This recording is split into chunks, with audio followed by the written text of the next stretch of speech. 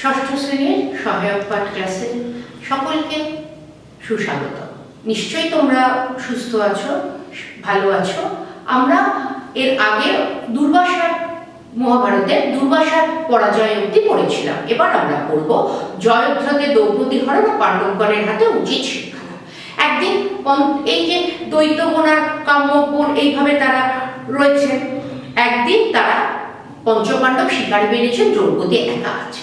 এমন সময় রথে করে সেখানে উপস্থিত হলেন সিন্ধু দেশের রাজা জয়দ্রথ। তিনি আবার সম্পর্কে হন আত্মীয় দ্রৌপদীর তিনি ননদিনী, আর কি বলবো আমরা, দুঃশলা অর্থাৎ দুর্যোধনের বোন দুঃশলার স্বামী তিনি।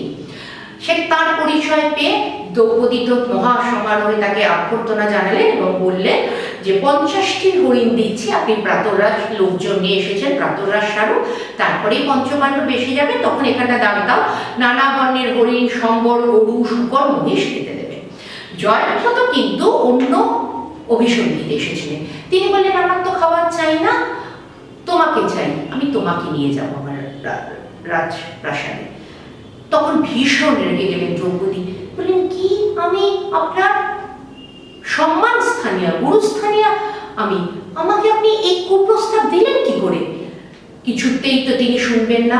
তিনি জোর করে ধরে নিয়ে চলে গেলেন দ্রৌপদীকে তার রথে চড়ে। সমস্ত বন ভয় কাঁটা হয়ে এলো, পশু পাখিরা চঞ্চল হয়ে উঠল। এটা দেখে, এই অস্বাভাবিক পরিস্থিতি চিহ্ন দেখে যুধিষ্ঠির তাড়াতাড়ি মৃগয়া ছেড়ে বাড়ি ফিরে দেখলেন দ্রৌপদী নেই এবং শুনলেন যে দ্রৌপদীকে জয়দ্রথ ধরে নিয়ে গেছে। তখন সকলকে আদেশ করলেন তাকে পশ্চাৎ ধাবন করে, অর্থাৎ তার পেছনে পেছনে রথে চড়ে গিয়ে ধরে আনতে। তাকে তো ধরে নিয়ে আসা হলো। ভীম এখানটা দেখো, দাগ দাও, ভীম জয়দ্রথকে অর্ধচন্দ্র মানে তার মাথার চুল মাঝখান করে কেটে কেটে গোল গোল করে কেটে দিয়েছিলেন এবং বন্দি করে নিয়ে গেলেন যুধিষ্ঠিরের কাছে। যুধিষ্ঠির গান্ধারীর কথা স্মরণ করে, রাজমাতা গান্ধারীর কথা স্মরণ করে তাকে ক্ষমাবশত ছেড়ে দিলেন। এইবার অপমানিত জয়দ্রথ চলে গেলেন হিমালয়ের গঙ্গাধারে, দাগ দাও, শিবকে তপস্যা করতে, এবং তপস্যা করে শিবকে তুষ্ট করে তিনি এইবার পেলেন যে অর্জুন ছাড়া অন্য পাণ্ডবদের তিনি একদিনের জন্য যুদ্ধে পরাস্ত করতে পারবেন। এরপর আমরা দেখব দাতা কর্ণ ইন্দ্র কর্তৃক কর্ণের কবচ কুণ্ডল হরণ। কর্ণের পরিচয় হচ্ছে কর্ণ সূর্যপুত্র এবং তিনি কুন্তিরও পুত্র। সূর্যপুত্র হওয়ার জন্য তিনি অসম্ভব তেজবান, বীর, দানশীল, অসম্ভব দান করতেন তিনি।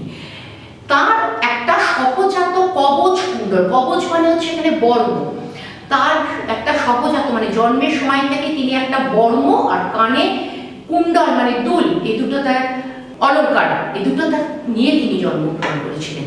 আর তার নিয়ম ছিল যে তিনি যখন স্নান করবেন, করে সূর্য উপাসনা করবেন নদীতে দাঁড়িয়ে, তখন যে ব্রাহ্মণ তার কাছে যা চাইবে তিনি দ্বিধা না করে তাকে তাই দান করবেন। ইন্দ্র দেখলেন যে এটাই সুযোগ, যতক্ষণ কবচ কুণ্ডল আছে ততক্ষণ কর্ণকে পরাজিত করার ক্ষমতা কারুর নেই, স্বয়ং অর্জুনেরও নেই। তাহলে কবচ কুণ্ডলটি নিতে হবে। তিনি ব্রাহ্মণের বেশে গিয়ে কর্ণের যখন স্নান করে সূর্য উপাসনা করে তিনি উঠছেন, তার কাছে গিয়ে এই দুটি ভিক্ষা করলেন। কর্ণ কিন্তু চিনতে পেরেছিলেন ইন্দ্রকে, কিন্তু সূর্যদেব এটা জানতেন, সূর্যদেব তাকে সাবধান করে দিয়েছিলেন, কিন্তু তার প্রতিজ্ঞা যেহেতু তিনি প্রতিজ্ঞা করেছিলেন যে এই সময় যে যা চাইবে যে ব্রাহ্মণ তিনি তাকে তাই দেবেন, তিনি ইন্দ্রকে কবচ কুণ্ডল দান করে দিলেন এবং ইন্দ্র তাকে অপর্ত শক্তি অস্ত্র, এই পুরো পরিচ্ছেদটা দান অস্ত্র দান করলেন।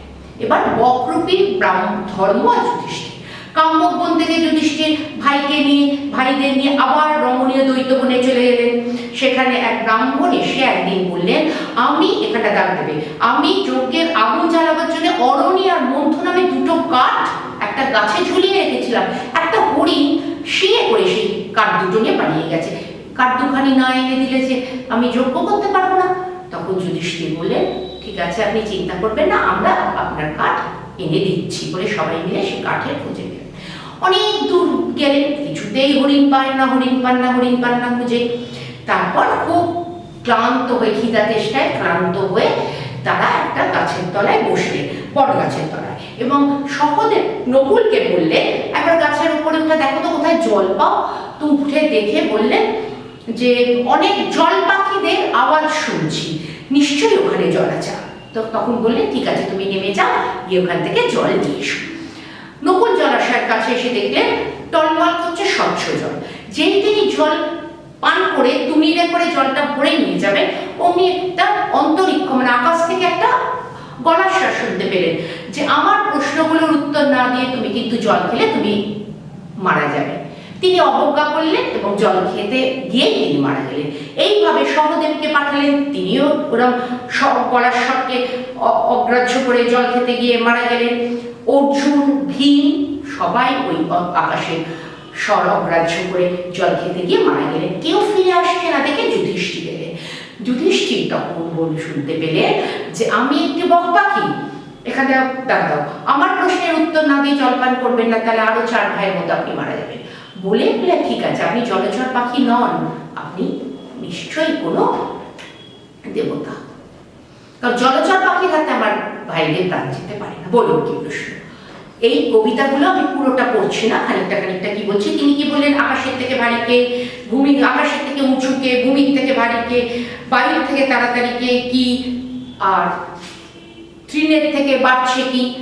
তিনি যুধিষ্ঠির একটা একটা করে উত্তর দিচ্ছেন। পৃথিবী মা হচ্ছেন ভূমির থেকে ভারী, বাবা হচ্ছেন আকাশের থেকে উঁচু, মন হচ্ছে বায়ুর থেকে বেশি জোরে দৌড় যায়, তৃণের থেকে চিন্তা তাড়াতাড়ি বাড়ে। আবার তিনি বললেন কোন শত্রুকে জয় করা যায়, কোন ব্যাধি শেষ হবার নয়, কোন লোককে সাধু বলা যায়, কোন লোক অসাধু। তিনি বলছেন ক্রোধের থেকে শত্রু নেই, লোভ ব্যাধির অন্ত নেই, জীব কল্যাণকারী প্রায় সাধু, আর নির্দয় যে সে অসাধু। আবার বক প্রশ্ন করছেন স্থিরতা কি, ধৈর্য কি, স্নান কাকে বলবেন, দান কাকে বলবেন।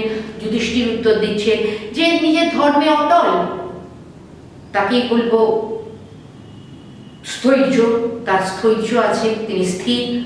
যার সমস্ত ইন্দ্রিয় তার সংযমের থাকে তিনি ধৈর্যবান। মনের ময়লা ত্যাগ করা, মনের কুচিন্তা ত্যাগ করাই হচ্ছে স্নান, আর জীবের সেবা দান। এইভাবে তিনি পরপর অনেকগুলো প্রশ্ন করতে থাকছেন এবং শেষকালে তিনি কি প্রশ্ন করছেন যে মৃত্যু নেই ভাবছে তারা, এরকম এটা বলছেন। তখন তারা বলছেন, তখন যুধিষ্ঠির সেই প্রশ্নের কি উত্তর দিচ্ছেন, কি বলছেন যে এই জগতে কে সুখী, কে সব থেকে বেশি আশ্চর্য, খাঁটি পথ কি। তখন বলছে যে 5-6 দিন পরে পরে নিজের ঘরে সাপড়ে দেখায়, যার কোনো ঋণ নেই, যে বাইরে থাকে না সে সুখী। যে প্রতিনিয়ত প্রাণী মরছে, প্রতিনিয়ত প্রাণী জমালয়ে যাচ্ছে, এইটা যারা মেনে নিতে পারে তারা মৃত্যু নেই, তারাই জ্ঞানী। যারা পারে না তারা ভাবে মৃত্যু নেই। আর বিভিন্ন বেদের বিভিন্ন মত, বিভিন্ন স্মৃতি হচ্ছে তোমার বেদের ওপর মানে বেদের ওপরই স্মৃতি, ন্যায়, উপনিষদ, এগুলো সব বেদ থেকে, বেদের পরবর্তী অংশ। হ্যাঁ, এমন মুনি বিরল হতে যার না দেখি ভিন্ন হতে, এক এক মুনি এক এক মত। ধর্মতত্ত্ব জানাবে কে, যে মহান সে জানাবে, যে মহান যে পথে চলে সকলে সে পথে যাওয়া উচিত। বক তখন নিজের পরিচয় দিয়ে নিজের বেশ ধারণ করে বললেন আমি ধর্মরাজ, স্বয়ং ধর্ম তোমাকে পরীক্ষা করতে এসেছিলাম। তোমার উত্তর শুনে আমি খুব খুশি হয়েছি। তুমি একজনকে বাঁচাবো, কাকে তুমি বাঁচাতে চাও? তখন যুধিষ্ঠির বলছে আমি নকুলকে বাঁচাতে চাই। নকুলকে কেন? অর্জুন এত বড় বীর, ভীম এত বড় বীর, তুমি নকুলকে বাঁচাবে কেন? তখন বলছেন যুধিষ্ঠির কত বড় জ্ঞানী আর ধার্মিক, দেখো মাতা কুন্তির পুত্র হিসেবে আমি বেঁচে আছি, মাতা মাতৃর পুত্র হিসেবে কে বেঁচে থাকবে? নকুল আর সহদেব দুজন। নকুল যদি বাঁচে তাহলে মাতা কুন্তির এক পুত্র বাঁচল, মাতা মাতৃর এক পুত্র বাঁচল। তার এই বিচক্ষণ উত্তর শুনে ভীষণ খুশি হলেন ধর্ম, সকলকে বাঁচিয়ে দিলেন এবং বললেন তোমাদের বনবাসে 12 বছর কেটে গেছে, এইবার 1 বছর অজ্ঞাতবাসের পালা। সেখানে তোমরা মৎস্য দেশে, এখানে ডাক দাও, মৎস্য দেশে রাজার রাজধানী বিরাটনগরে গিয়ে বাস করো। আরও 2টো বর দিলেন। প্রথম বরে যে যজ্ঞকারী, যে ব্রাহ্মণের আগুন জ্বালানোর অরণিয়ার মন্থই কাঠ 2টি হরিণ অপহরণ করেছিল, সে 2টি ফিরিয়ে দিলেন। আর বললেন 12 বছর বয়স বনবাসের পর 1 বছর যে অজ্ঞাতবাস, সেখানে বিরাটনগরে থাকো, আমি তোমাকে বর দিচ্ছি, কেউ তোমাদের চিনতে পারবে না। তখন তাকে যথেষ্ট শ্রদ্ধা জানিয়ে প্রণাম করে বাসস্থানে ফিরে এলেন। চলতে এই 4 ভাইয়ের মনে হচ্ছিল তারা যেন ভীষণ সুখের ঘুম থেকে উঠেছেন। মনেই হচ্ছিল না যে কোথায় যে সুখে ছিলাম, জানতেই পারলাম না, এরাও তাদের মনে হচ্ছিল। এসে ব্রাহ্মণকে কাঠ কেটে ফিরিয়ে দিলেন। আমাদের এইটুকু আপাতত পড়া আমরা পড়লাম, আমি দাগ দিয়ে দিলাম, খুব ভালো করে 6-7 বার রিডিং করবে। এবার তোমাদের পিডিএফে এর উপর প্রশ্ন চাই, পরে তার উত্তর। সকলে ভালো থেকো, সুস্থ থেকো, মন দিয়ে পড়াশুনো করো।